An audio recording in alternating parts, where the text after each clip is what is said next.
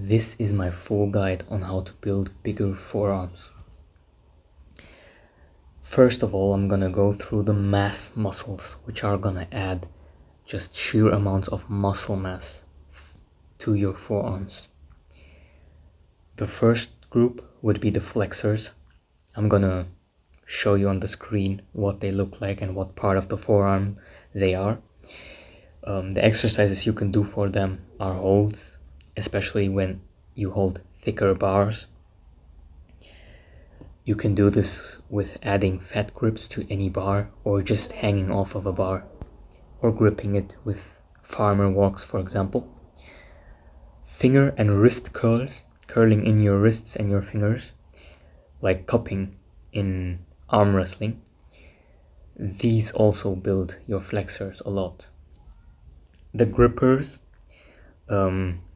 which people use to increase their grip strength, they also work pretty well. And wrist rollers, you can use wrist rollers to train your flexors. The next muscle group, your extensors, that's those kind of muscles which add just a definition and muscle fibers to the back of your forearm.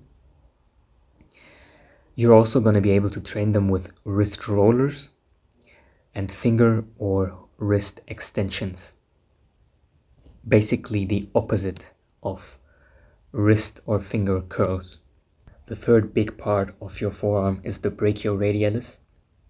It's there for arm flexion, and it's this muscle right here. You can train it with reverse grip curls or hammer curls.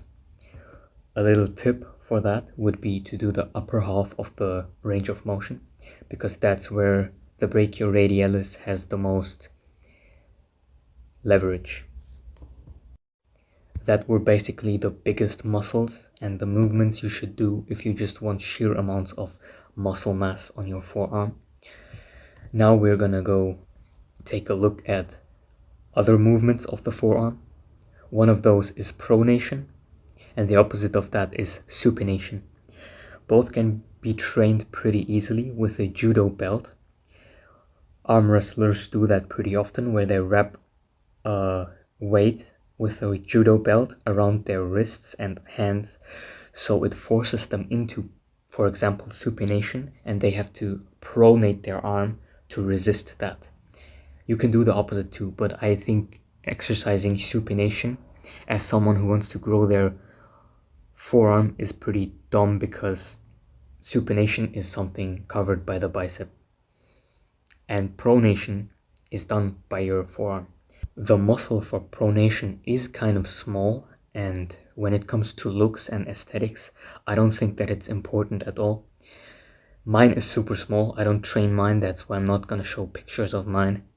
I'm gonna use pictures of some bigger people and arm wrestlers, because they have really strong pronators. Next is ulnar deviation and radial deviation.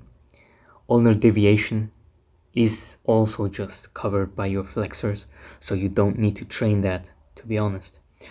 But radial deviation is pretty important, in my opinion, especially for people who do arm wrestling. Radial deviation can also be trained with the judo belt, and in my opinion it's the most effective way to train them, but you can obviously also just grab a long handle and radial deviate with that. But I personally think the best way is to do it with the judo belt, because that's basically how all the arm wrestlers do it, and they're obviously doing a great job. And now the honorable mentions. First of all, pinching. Pinching is an isometric, where you just pinch a weight, for example, and try to prevent it from slipping out of your hand. And it works, but it's gonna also just train your flexors and finger strength. And I don't think that training your finger strength does a lot for your forearms, and there are obviously better ways to just train your flexors. Another honorable mention would be rice bucket training. And there's nothing wrong with rice bucket training. It's an amazing way to train. But my mom just threw out the rice bucket That's why I'm not gonna rate it pretty high. But rice bucket training has a lot of advantages, especially if you do any kind of martial art. Your wrists are gonna be extremely strong, where even when you punch, you're not gonna hurt yourself. And I think many people who do boxing or any other type of martial arts know that if you do a lot of sandbag training, for example, then there's gonna be accidents and you're gonna obviously hurt your wrist at some point. And if you want to do rice bucket training, then that's obviously gonna mitigate that. You're not gonna get yourself hurt as often.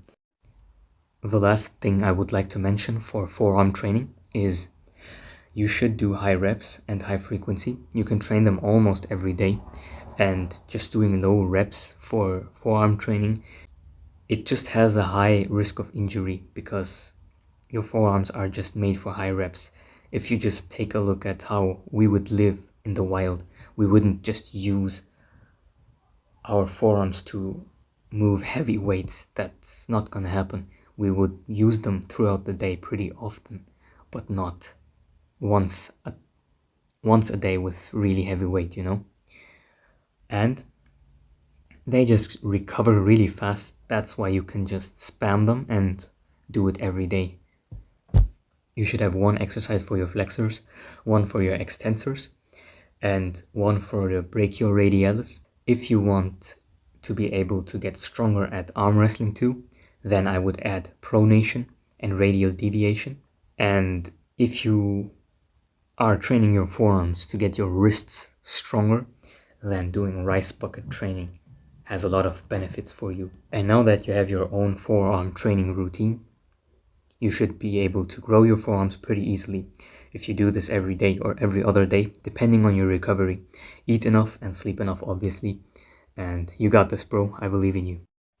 If you're interested in improving your body and your mind, which you probably are because you wouldn't watch videos like that if you just plan on doing nothing, then you should check out my description.